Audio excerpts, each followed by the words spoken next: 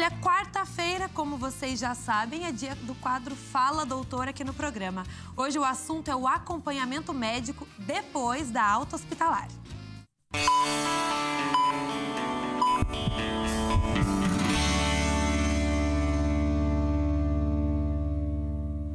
E quem vai bater um papo com a gente, dar todos os detalhes sobre os procedimentos pós-internação é a Clínica Geral Luana Ferraboni. Boa tarde, doutora. Oi, tudo bom? Tudo bem com você? Tudo jóia, querida. Muito obrigada pela sua presença aqui.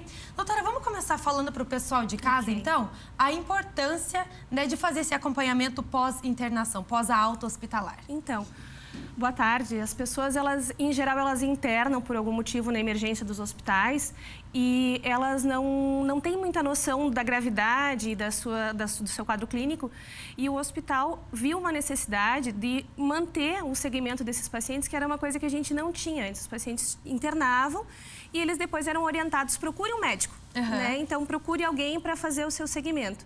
E a gente viu que muitos pacientes não faziam isso e ficavam com o tratamento sem segmento, sem acompanhamento.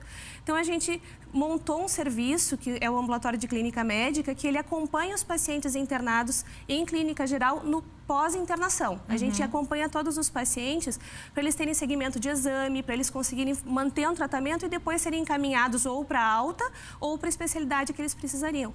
Agora, doutora, quais são os riscos de não fazer esse acompanhamento pós-internação? Então, os pacientes, eles não sabem, às vezes, exatamente o que devem fazer depois. E os riscos são principalmente o retorno do quadro que levou eles para o hospital e o agravamento de algumas condições crônicas, porque os pacientes, em geral, eles vão, e a grande maioria já tem doenças que já vinham de tratamento anterior à internação, e essas doenças podem ser agravadas por um quadro agudo, que foi o motivo da internação. Então, você não acompanhar depois de ser internado pode gerar um agravamento das suas doenças crônicas. Tá certo. E por quanto tempo, mais ou menos, deve ser esse acompanhamento pós a internação? Depende de qual foi o motivo da internação, se foi um quadro mais grave, se foi um quadro mais simples de ser tratado. Isso vai ser orientado durante a internação e vai ser orientado no acompanhamento. Tá certo. E a gente falou muito aqui de acompanhamento médico, mas a gente sabe que vai além, né? Tem também a questão psicológica, né, doutora? Que deve ser cuidada, tratada também um pouquinho depois dessa alta hospitalar, né? É interessante, a gente olha assim, o paciente, ele deprecia, ele subestima, às vezes, a comoção psicológica que ele tem com uma internação. A internação muda toda a rotina da família, do paciente. Então, o acompanhamento psicológico pós-internação, às vezes, é tão importante para a recuperação do que o acompanhamento médico, porque tu voltar para a tua rotina, depois de passar, sei lá, uma semana, um mês internado, voltar para o teu trabalho, voltar para a tua rotina, tu precisa de um suporte. Então, o acompanhamento psicológico é super importante também. Eu acho que esse assunto ainda, principalmente no caso de idosos internados, eu acho que acaba se agravando ainda mais, né, doutora? Os idosos, eles precisam de um acompanhamento multidisciplinar, não que os outros pacientes não precisem, né? Então, mas assim, os idosos, eles precisam do acompanhamento não só psicológico, como nutricional, como de fono, como de outras especialidades, para manter o equilíbrio geral do paciente. A gente não pode pensar só assim, o paciente recebeu os remédios, está tudo bem, né? A gente tem que dar uma olhada no contexto do paciente para reinserir ele no ambiente dele para ele ficar bem. Tá, nós falamos aí então do acompanhamento médico, do psicológico, mas também tem dos familiares, né? A família nesse momento também conta muito, né, nesse acompanhamento pós-internação, né, doutora? É verdade.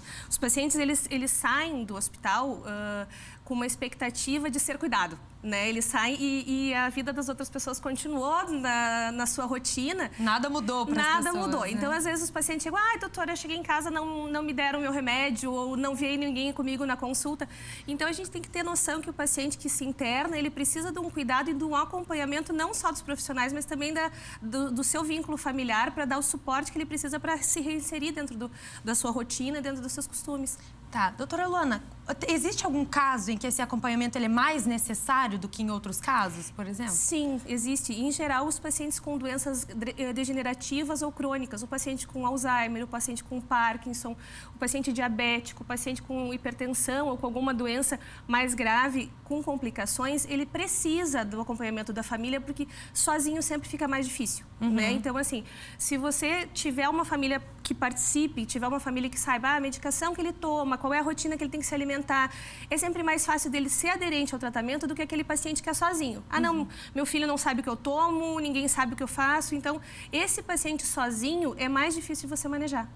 Mais uma vez, aí entram os idosos, né? Que muitas vezes já nem estão conseguindo ter noção muito dos remedinhos ali, dos medicamentos. Aí sim entra a família. E no caso de quem não tem família, também pode ser um amigo, Pode, né? pode. Isso a gente vê bastante. A assistência social do hospital, ela é muito ativa e muito participativa e resolve muita coisa pra gente, porque nesse contexto, não tem um familiar, é uma pessoa que é sozinha ou a família é de longe, sempre tem um vizinho, sempre tem alguém. E realmente, quando não tem, a assistência social consegue fazer uma rede de suporte para essas pacientes. É preciso que eles não fiquem sozinhos, né? Porque o paciente sozinho, ele vai subestimar as suas necessidades, ele vai subestimar a necessidade de voltar para o hospital em algum momento. Então, ter alguém é sempre muito importante. E agora, doutora, sobre o médico que vai fazer esse acompanhamento pós-internação. Deve ser o médico que o paciente já vinha se tratando ou pode ser qualquer um outro? Então, depende da patologia também, né? Mas, assim, em geral, o que acontece no nosso hospital é que a gente tem um grupo de clínica médica que interna os pacientes durante um período e quando a gente dá alta, a gente já encaminha os pacientes para esse acompanhamento e, em geral, eles acompanham com o grupo, com a pessoa do grupo que fez a internação.